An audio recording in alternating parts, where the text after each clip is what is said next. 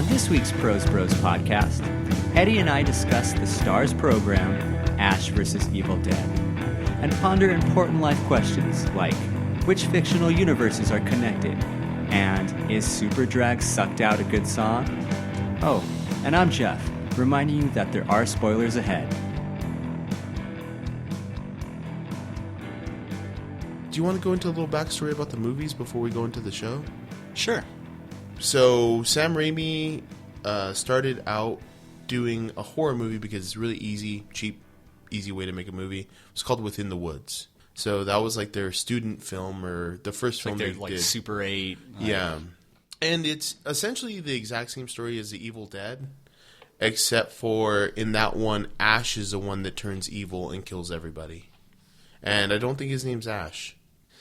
So after they finished that, the money that they made with that movie, or they used that movie to essentially create The Evil Dead, Ash is still not funny, but he becomes the hero of and the protagonist of the story. And then they made Evil Dead 2. And Evil Dead 2 was a remake of Evil Dead, because they actually lost all the licensings or something. I'm not sure what it was that they couldn't use any of the footage from the first movie, and they couldn't. So in trying to reference the first movie, they essentially just remade the first movie in the first half of the movie. I thought it was just that Sam Raimi didn't like it. Like, he meant Evil Dead to be like a serious, scary movie, and when he saw or heard about some of the reactions in theaters where people were laughing at it, I thought that he just kind of like, well, I might as well make like a funny, like slapstick horror comedy version. Yeah, and that's what it is. I mean, if you watch Evil Dead 2, it's my favorite of all of them. I mean, Army of Darkness is awesome, but it's not really a horror movie. And Evil Dead 2 is part of that whole like Dead Alive, ultra-violent comedy style, tons of blood that I love. And then there was the Army of Darkness. And Army of Darkness is an adventure movie more than anything, with like bits of horror put into it, I think. It's a medieval action horror comedy. There you go. There you go. That's exactly what it is. So, do you think that this show takes place after all of the events of those movies, or do you think this is kind of like maybe only after Evil Dead 2? Does this show retcon Army of Darkness, do you think? I don't think so. No, I don't either, but a lot of people, I think, were saying that. How so, or what had you heard? In the sense that the director's cut of Army of Darkness had... so the director's cut where he wakes goes up back and he overshot. Yeah, where, again, after being told exactly how to take it, he goes, I know, I got it. And he takes way too much and goes back and Rip Van Winkles it. Like, wakes up and the world's gone. Which ending do you like better of Army of Darkness? You know, when I first saw the director's cut, I liked the fact that he did, like you said, Rip Van Winkled it. But having that ending in S-Mart seems just way more fitting. For I completely agree. Movie. I think it was it was fun to have him go back to complacency, get back to normalcy, back to like, all right, I went and saved the world in a different time period, and now I'm just a store clerk again. Yeah, so if you think of it like that, I really do think it picks up after Yeah, Army of Darkness. That, to be honest, that would be perfect. And it's very much in Ash's character to try to read poetry to a woman out of the Necronomicon. The first episode in particular, like you were saying, is amazing because it was done, or at least directed, by Sam Raimi. But it's just so fitting for the character of Ash that he would start all this up just because he's drunk and stoned and he wants to impress a girl and not really thinking too hard about anything. That's the best part about Ash, is like, he's not really an anti-hero. He's a hero, but he's just an idiot and selfish and flawed. He's a flawed hero more than an anti-hero. I don't know. Is he a hero? I mean, he never wants to be, but I mean, kind of forced into it. Kind of saved the world, I guess, twice, really. Yeah, yeah, he's a hero. Of course he's a fucking hero. You take Ash, you put in Freddy Krueger and Jason, who is the protagonist? protagonist and hero are different. Okay, And, you're right. you know, Sorry, I could took argue that we class. we could go into it, but I'd like to save that to the end when we started talking about the final episode.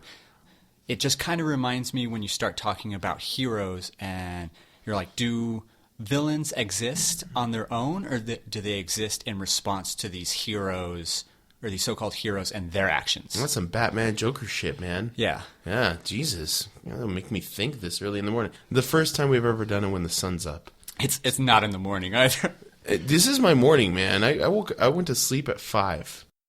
So, one of the things that I really liked about this show is that they introduced new characters that are actually likable.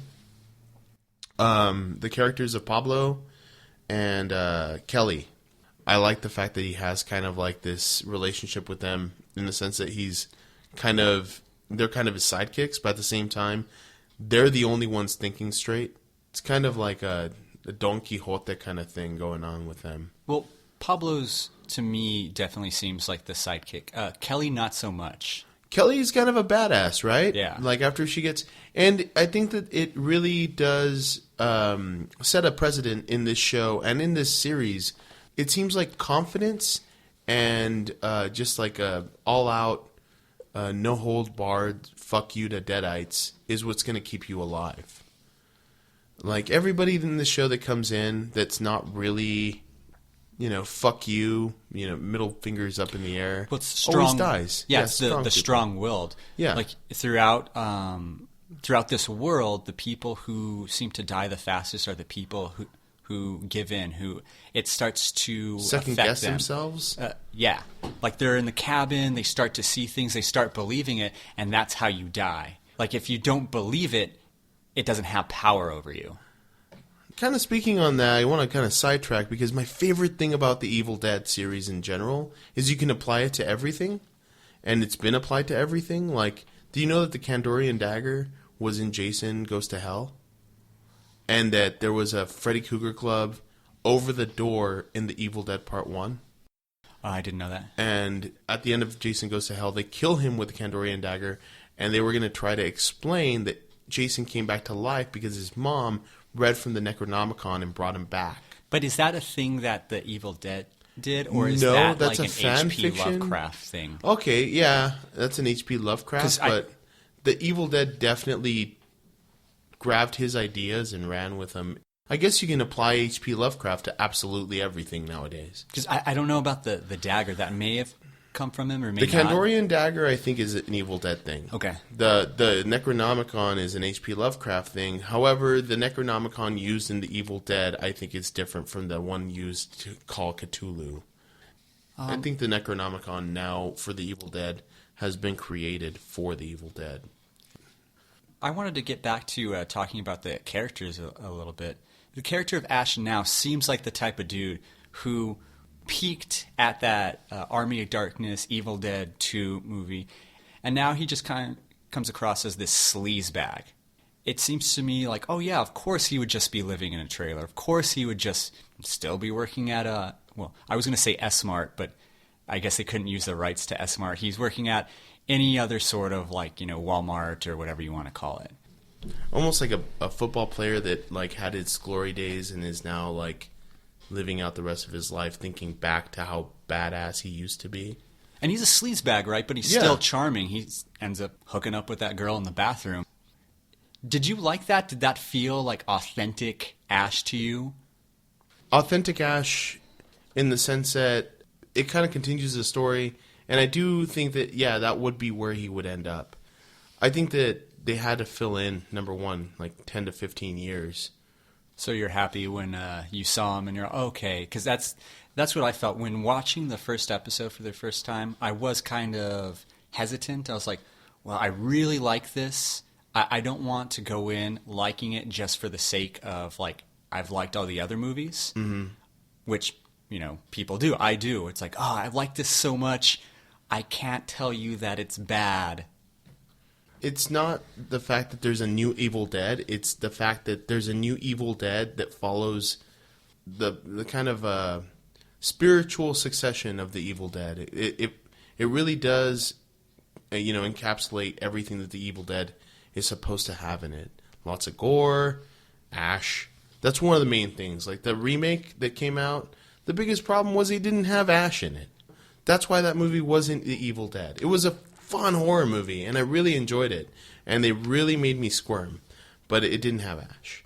And to see Ash back on the screen is the best. I love that they did make him a loser. Yeah, I mean, he has to be a loser. Like, I wouldn't want to see an Ash that succeeded in life unless he made a deal with the devil, kind of thing. Like, there is no... Like, Ash is never going to become a lawyer or a doctor or anything like that. All he's going to be good at is putting a chainsaw on his head and cutting people in half. Like, that's what he's good at. He's probably not good at anything else. You know, he's good at selling shotguns, from what I remember. From the movies, at least. Well, he knows the product. Who knows if he's actually good at it or not? One thing that I really, really liked about the shows, and we're talking about characters from the show, is that they turned a couple of things into characters. Number one, the cabin has come to life and really, in my opinion, become a character. And the book. You get a sense of that in Evil Dead 2. I think they just took it a more step so. further. Yeah. Which is really cool, and I think that's almost like a response to Evil Dead 2 and how much people love the cabin and how, if you remake an Evil Dead movie, where is it going to take place? In a cabin. It's kind of a meta kind of thing, you know? Like, they kind of took the idea of the cabin and turned, anthropomorphized it. The cool thing about that and having a show about the Evil Dead, you're waiting for the cabin to appear. There's certain things, you definitely want to see, which some of it happened in the first episode. You want to see the chainsaw, which comes out amazingly. Like yeah. that. Every single time he jumps to put that on his arm, I just laugh. Also, the fact that chainsaw turns on without a problem, like almost like it's a button-powered chainsaw that's electric. I've never turned on a chainsaw on the first try. It's a 30-year-old chainsaw that just turns works right instantly. on, no problems. So that is something you're looking for. Also, some of his catchphrases, groovy. You want to hear him say something about boomstick. But the cabin's super important. I'm glad they held off with some of those towards the end because I was waiting for it. Can I ask you a question? So through the whole first season, I liked the first couple episodes, and I liked the several last. But the middle's really, really dragged in there. I think that they were really trying to find their place, or as far as what the story was going to be. But if you really think about it, like, I can see that about all shows. The whole Monster of the Week thing is not my jam anymore. Ever since Breaking Bad came out and it was like, no, every episode is a part of the overall plot.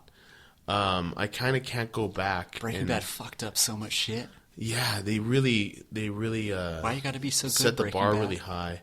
Yeah, because like when you go back to Buffy the Vampire Slayer, for example, like every third episode really pushed the plot of the entire season. I think in this show they were trying to figure out what they were gonna do, and halfway through the season, it felt a little bit like they hadn't really got it. I think by the end of the first season, you realize, like, oh, all right, now we're going to get into exploring the craziness that can be the Evil Dead. Because besides everything else, it's just really awesome to see where they can take the series. Like, if you think about it, you're like, all right, well, there's a cabin, and they visited that in this episode.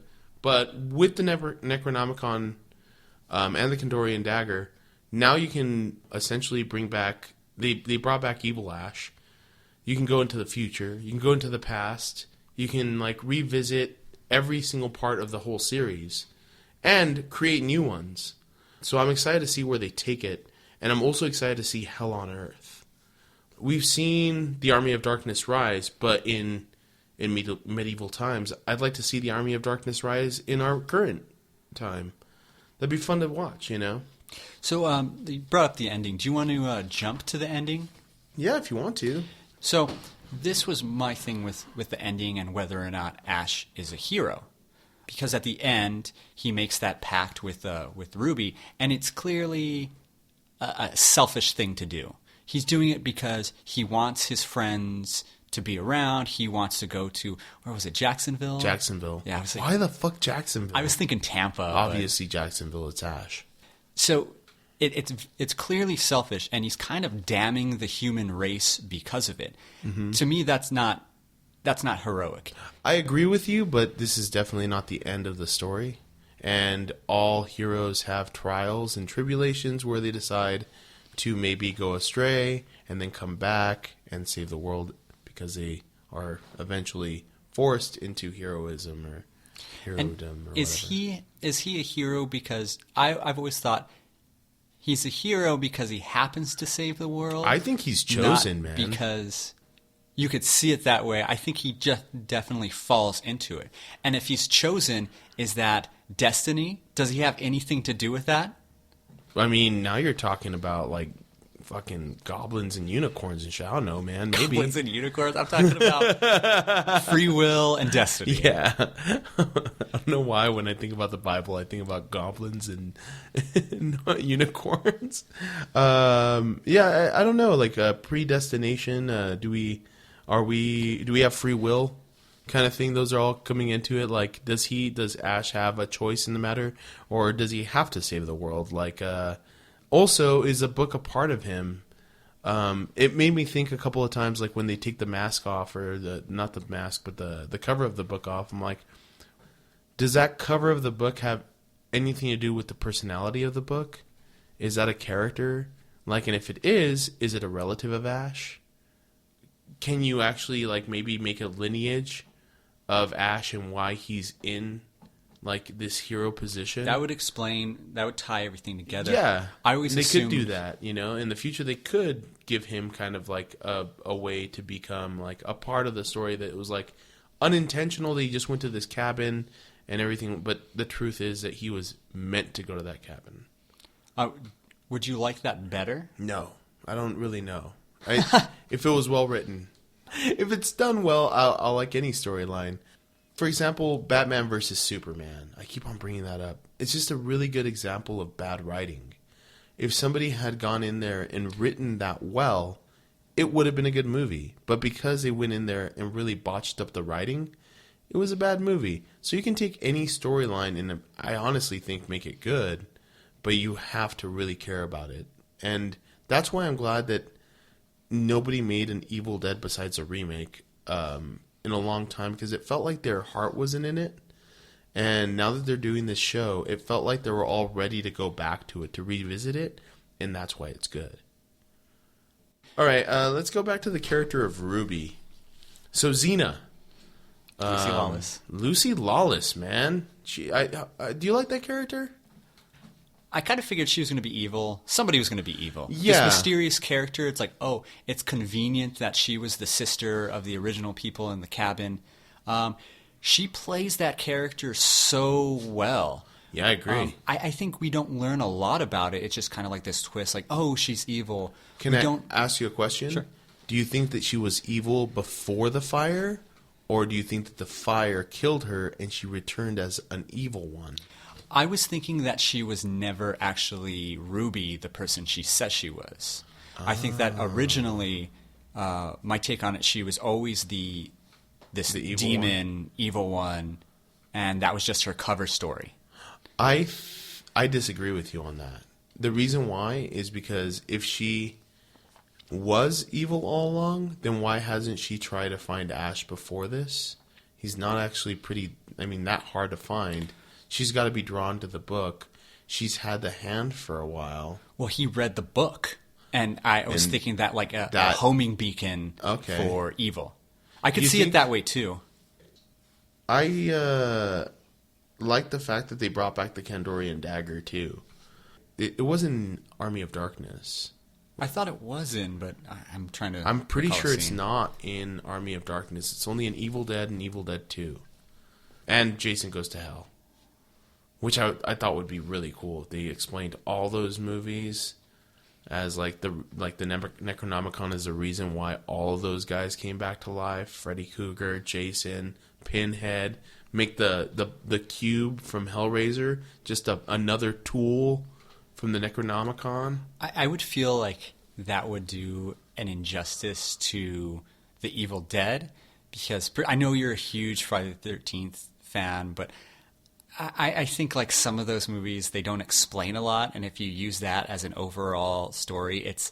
I agree with you, but part of me wants all those fucking shitty movies to make sense. your View Askew-universe, is that what it's called? Yeah. Well, I mean, it has nothing to do with Kevin Smith. I know, just like the idea. Yeah, of the that idea of that. everything and, is connected. All those connections, like even in Mallrats, all those connections are always accidents anyway. Like the reason why Mallrats is connected to Clerks is because they really fucked up the movie. Like the only reason they referenced the girl dying in the swimming pool in Mallrats is because they had like an extra 40 minutes of footage in the front end of that movie that was just scrapped, and they had to come up with a reason for why whatever Claire Filani's character's name couldn't go on the trip to Universal Studio or whatever.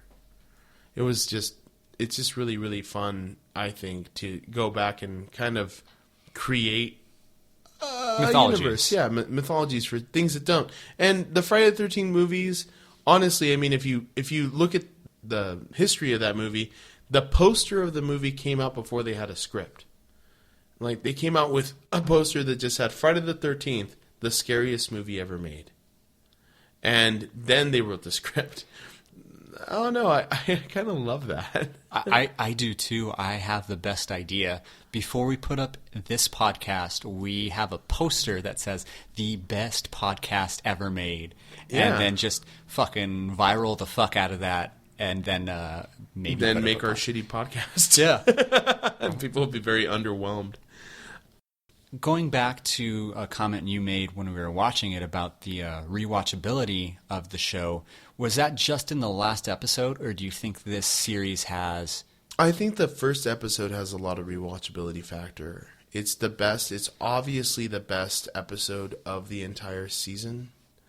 And I've watched it 3 times. I don't think that any of the other episodes really have that kind of rewatchability. At least not right away. I'm sure I can go back to it in a couple of years and I'll be able to watch all of it again. But right now, I have no interest in rewatching it. Do you think it's because some of the death scenes of the first episode and how they did stuff like when the Deadite, her head flips around and she's walking backwards? Like that's an interesting scene to watch. Yeah. And also I think that they might have had a higher budget. And also it felt, tonally speaking, Sam Raimi really, really knows how to make an Evil Dead episode. Well, if somebody does. Yeah, then it's fucking him. You know, and when you watch Spider-Man 2, you see the Evil Dead in it. You know, he created that feel. And so it's really hard to have somebody else try to do what he does. Like I said, the Evil Dead remake that came out, I like it as a horror movie, but it's not an Evil Dead movie to me. I really enjoyed it, and it made me squirm, and that's hard to do. But it definitely, I don't feel like it's an Evil Dead movie. Made you squirm? Yeah, like there's a couple parts I was like, well, maybe not the first time I watched it. First time we went to go see this movie, I went with Jeffrey and his girlfriend. And we bought a bunch of booze, but Jen, Jeffrey's girlfriend, put it all into a Sprite. All of the booze. And then was like, I don't like Sprite. So she put it all into a drink that she doesn't like to drink. And Jeffrey was like, well, I don't want to drink that crap. I think you were on a diet or something. I don't know. I wasn't necessarily on a diet or not drinking soda at that time. It's just, I didn't want to have Sprite and tequila. That sounds gnarly to me. It was Sprite, tequila, Malibu, and bourbon. Oh, that sounds even worse. No, I don't think she dumped all that. That's She disgusting. said, no, that's what she said she did. That's disgusting. I know, and I drank it. So anyway, halfway through this movie, I was yelling at the screen and laughing. People were so upset. The first time I watched the movie, to be honest, I don't remember the second half of the movie that well. I remember laughing a lot at how fucked up it was. The second time I saw it at home, and it was pretty intense. Like, there's certain parts, like, they did a really good job with the gore. They did a really good job making you wince whenever they cut off their arms or tongue or cheek or whatever. They made it scary, I think, again. I just don't think that tonally it was an Evil Dead movie. Well, it didn't feel like it was a part of that universe. Then they also kind of like redid certain scenes that I'm sick and tired of remakes redoing what's been done. Like, if you make a Freddy Krueger movie... That's the nature of the remake. Yeah, but I mean in the sense that you remake an idea, you don't have to take the same plot points from the first one and do them again. Like, if you're going to remake a Freddy Krueger movie, you literally have carte blanche to fucking do whatever you want. You can make it as entertaining and as like creative as you possibly can. And if you go back and watch that remake they made, they literally copied all the deaths. I thought you said, though, your favorite movie of all time was the remake of Psycho. Oh, that definitely. Was that Gus Van Sant? Yeah. Oh. Yeah. It was amazing. What did scene you by not scene. like about that? I mean, Anne Heche's butthole if I'm appears if you listen to Kevin Smith's Babylon. If I'm gonna like remake something or watch a remake, if it's not different, why not just watch the original? Because it's black and white and ew. Yeah, I completely agree, man. I just think it's really lazy, and that's one thing that I liked about The Evil Dead. But they didn't have to have the tree raping scene, and when they did remake it, they made it with CGI, and it was gross. Now, if we're combining universes, wouldn't it be cool if that was Groot? Wow. Like, wow. Before Rocket found him, he was just this tree rapist. Wow. Wow. I am Groot. I am horny. No. No, don't do that to me, man. No, don't ruin my Groot. You don't want me... I'm mixing worlds here, man. I'm mixing universes. Fucking Danger Mouse over here. I think that overall, I'm excited to see what they do for the second season. Do you think they're going to keep it in a kind of contained universe, or do you think they... I really want them to time travel. I really want them to time... I want them to go back to medieval times and see how big of a deal Ash is there. I want them to go to the future and see what could happen.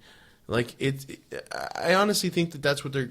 In my opinion, in the second season, you'll see Hell on Earth, and then they'll use the book to time travel back to fix everything. So during the second season, or maybe like that's the end? Because I can see that as the end. Yeah, as the end. I'm hoping this keeps on going for a few seasons, and I think they can do a lot with it.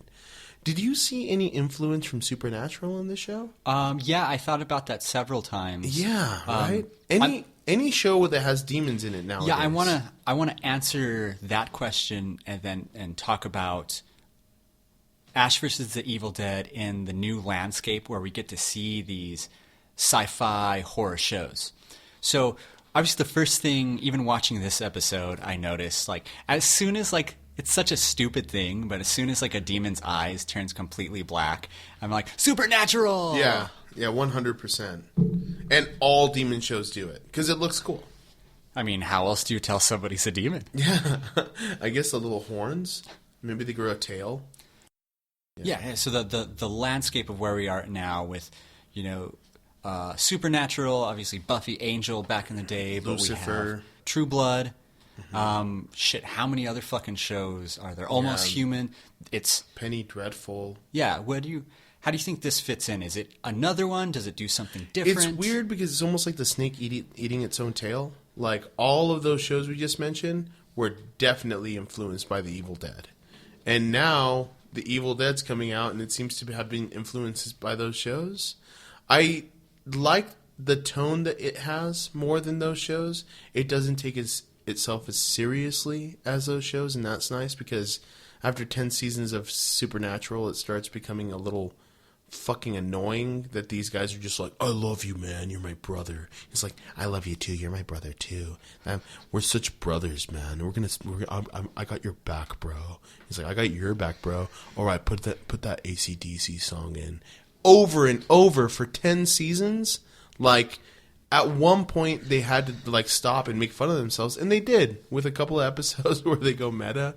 There's an episode where like Sam and Dean actually go to the set of a TV show that's being filmed about their lives. That was a good one later on in the series. Yeah, once they start making fun of themselves, that's where you realize, like, all right, they were too serious for too long. Yeah, you need that meta and really camp value that, going back to The Evil Dead, that it had.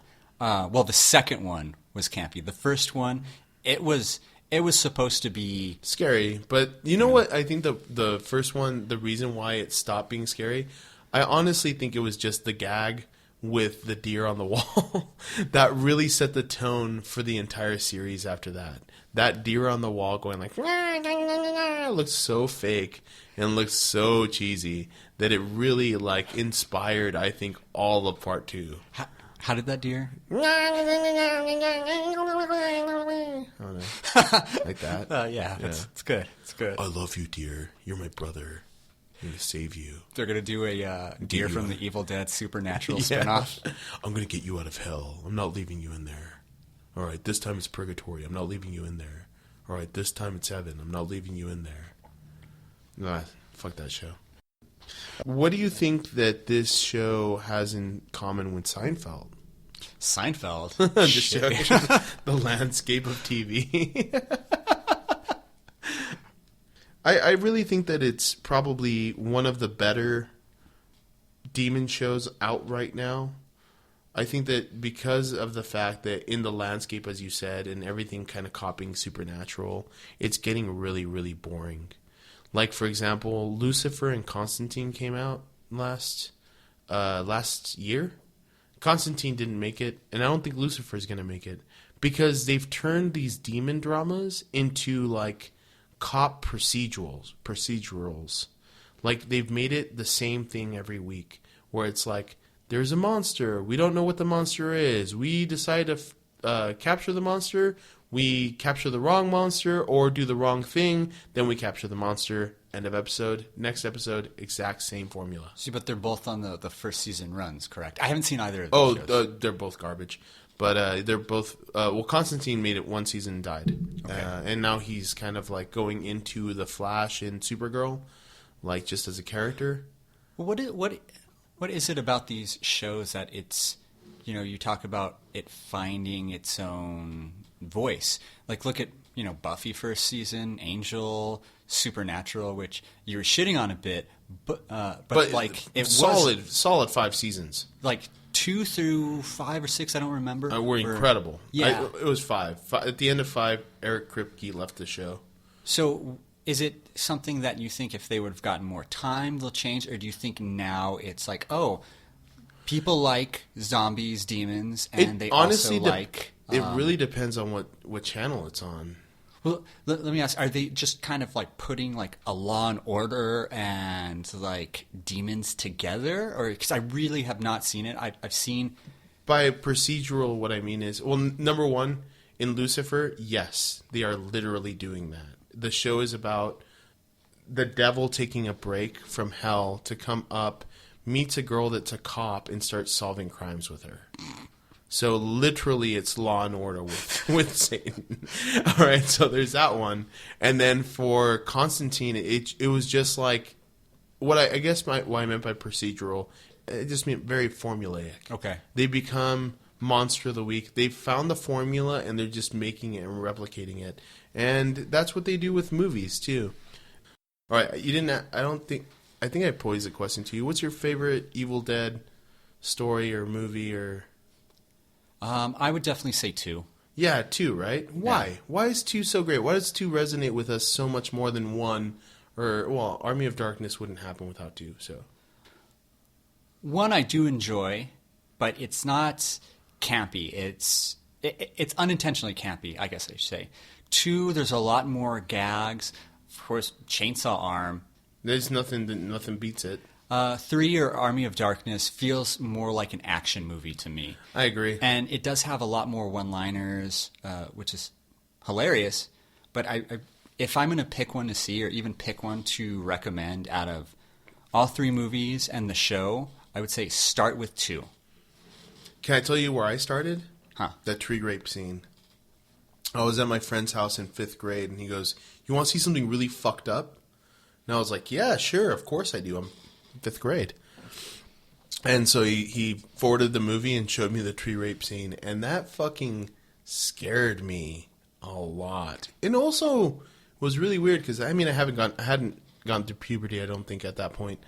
So, but then when I rewatched it, I was like, why is she making like moaning noises like she's liking this. And that was like one of the big things I think about part one and why they retconned that movie was just like Changed your entire life right it there. was like fucked up. Yeah. My first experience was actually Army of Darkness. Nice. I saw that movie in the theater with my pops. I think, granted, it's rated R, but it's a lot more accessible to a child. Yeah, absolutely. Particularly, I mean, we talked about slapstick comedy. There's, Sam Raimi loves the Three Stooges, like you said. So you get a lot of that, and as a kid, you're like, oh, this is funny. As an adult, it's amusing. Yeah. Yeah. As a kid, it's definitely like, there's little ashes everywhere, poking with forks. As an adult, you're like, eh. I honestly think that this movie also created one of my favorite genres of horror movies, which is just I don't know what it's called, like a splatter movies. The ones we were talking about earlier. I just classify those as horror movies I like. I don't. Yeah, but you know that was like a specific time and era. I know. I just love all those movies. Yeah, like they were out there so well. The Dead Alives. Have you ever seen Rabid Grannies? Yeah. I love Rabid Grannies. It's part of that, I think. I think it was made around that time period. But Rabid Grannies was a trauma film. The first trauma film ever filmed in England. And it was rad, I loved it. It was also one of the first movies I ever seen a child be killed in. And also a grandmother killed her and pets her brain. If you haven't seen Rabid Grannies, that's my recommendation for this week. It's really fucking good film. I would also recommend that, but I would not say it's a good film. Okay, you're wrong. No, it's really... We were talking about that movie the other day, and it's one of those movies where it's very British. And the first half of it, if you only watch the first half of that movie, you'd have no idea it was a horror movie. And then all of a sudden shit breaks out, and everything goes to crap so quickly in that movie. I just really... Maybe it's just nostalgia, but I just love that movie. How much do you think nostalgia plays into movies you like? Of course, man. Of course it plays into... Nostalgia plays into everything. Well, it plays into everything, but specifically for you, can you distance myself from nostalgia? Yeah, if it wasn't for... Is this a good show regardless of nostalgia? No. So you would not watch this if it wasn't for... the nostalgia of the other movies, or say you discovered The Evil Dead yesterday. Well, did I watch them all? Yeah, say you'd never seen then, them until yesterday, and then I think that without watching the Evil Dead show, you're not going to really like the series as much. I don't think that you will have the same experience watching the show without being an Evil Dead fan. Yeah, hearing you say that, I think you can't just jump into the show. You can, but they're not going to like it as much. Like Lana, my girlfriend, saw the show with me and was like, what is this? And honestly was just completely lost. Because of the fact that when you don't have the reference to the Necronomicon, the Kandorian dagger, who Ash is, why his hand's missing, you have essentially a show that's gone 3 seasons if you count each movie as a season. I didn't even think about that. If somebody goes in there, why the fuck does he have a chainsaw? Yeah. To me, it's just like, oh yeah, he's got the chainsaw. It's right there. It's chainsaw, and then there's his boomstick, and he's missing his hand. And you have all this backstory. Essentially, you're going into season 4 if you just watch the TV show. So that being said, I know it definitely plays on my nostalgia, and I love The Evil Dead. All nerds have to love The Evil Dead. It's part of the Bible. If you're a Christian, you're probably gonna like Jesus. So it's Evil Dead. What else is a nerd must? The Unholy Trilogy. Well, I'm a horror nerd. Horror nerd. Okay, so the Unholy Trilogy, which definitely by Romero. Night, Dawn, and Day of the Dead. What else? Darkman. If you're gonna go Raimi, that's some good nerd value. What else? Darkman's not really a must for You think it's a must? Fuck yeah, dude! Have you seen Darkman? That movie holds up. Holds up the way I thought Shine by Collective Soul held up. No, dude, you were so wrong about that. Oh my god, dude. Full disclosure, the other night, Jeffrey, myself, and two of our friends decided to go back and listen to some songs we used to like in the 90s. Turns out they don't hold up. Some of them did. Some of those motherfuckers did. No, none of them did. The 90s were an awful time. We were lying to ourselves. You said that you liked that Superdrag Sucked Out song. Oh, that's actually a really good. Who sucked out the feeling? That was a good song. And then he starts that part that's like, do you like every morning, every night? Do you sit there and just fight all day? I don't know if those are the words, but and then he goes, who sucked out the feeling? I love that. Good song. It's a good song. I was wrong about that song. Evil Dead, Friday the 13th, Mallrats. That was all on this week's Bros Bros podcast. Okay, we promise one day we won't bring up Ben Affleck. I hope you liked the episode. Any questions, comments, or hate mail should be directed at Eddie at offtopic915@gmail.com. I'm Jeff, speaking for Eddie Cruz. Until next time.